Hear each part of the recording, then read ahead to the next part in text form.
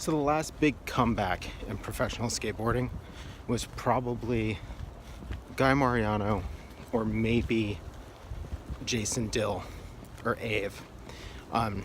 Each of these guys hit a kind of rock bottom of drug abuse and access to cash, and kind of ran themselves into the ground. And each of them, the recipe for coming back, besides getting clean, which is obviously pretty critical if you can have a sustained comeback and not just kind of a flash in the pan, was getting clean and then working super hard to stay in shape. And then they traveled and they filmed a lot of tricks and they came out with new video parts and were as good as they've ever been. And that's kind of the measure of the comeback in a lot of ways, is basically fighting your way back and then making an impact once you do so. Not being the same as you were. If you're going to be, no, it can't even be, like, you have to be essentially better. Like, you have to look good on a skateboard still. You still have to do stuff that is awe-inspiring. And those are like the big comeback success stories.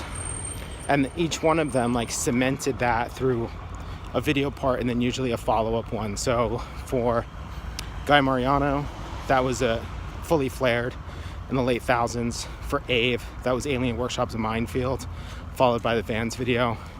And for Jason Dill, that was probably the Alien Workshop tour cinematographer project video. I think that's what it would be. Like, in each of them, those dudes came back, looked fantastic and healthy and inspiring. And basically, that's the way that they came back, is how the average kid breaks into the scene, period. You travel, you skate really hard, and you film stuff, and you edit that stuff into a video part.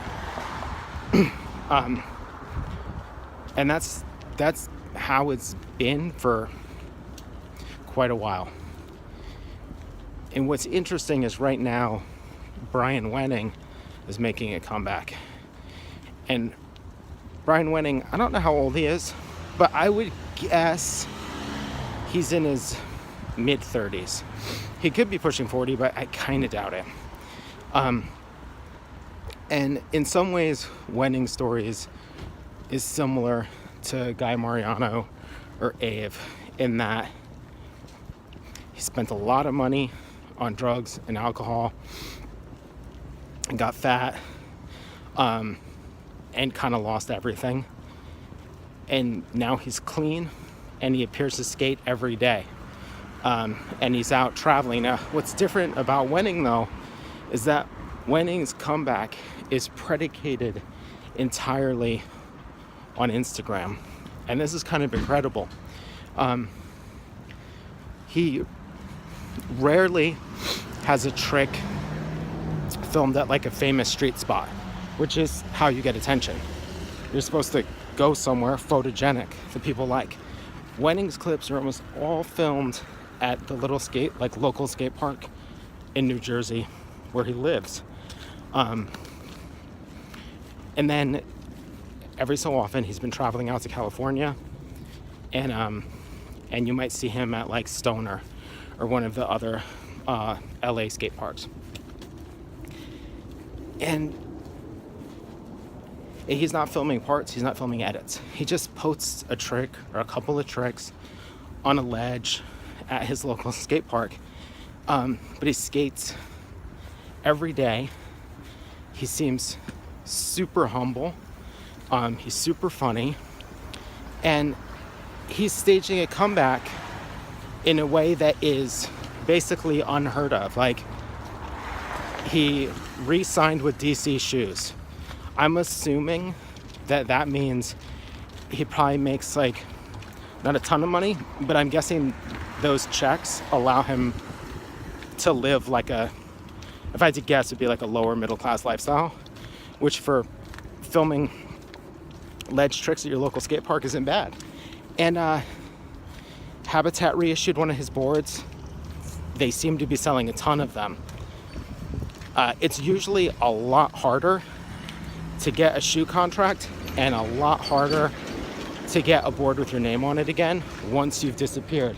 Now, the point being that, or one of the points is, Wenning is a legend. That cannot be denied. That's a very critical distinction. Sorry, my hand's getting cold. It's freezing out. It's 21 degrees.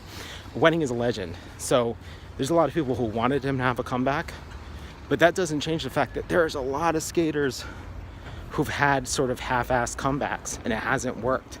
And he's taking this like slow and steady, humble route.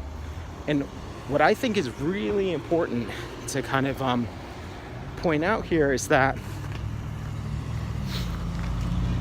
Wenning is essentially taking, like, I would think you could argue, a Gary Vaynerchuk approach to this comeback.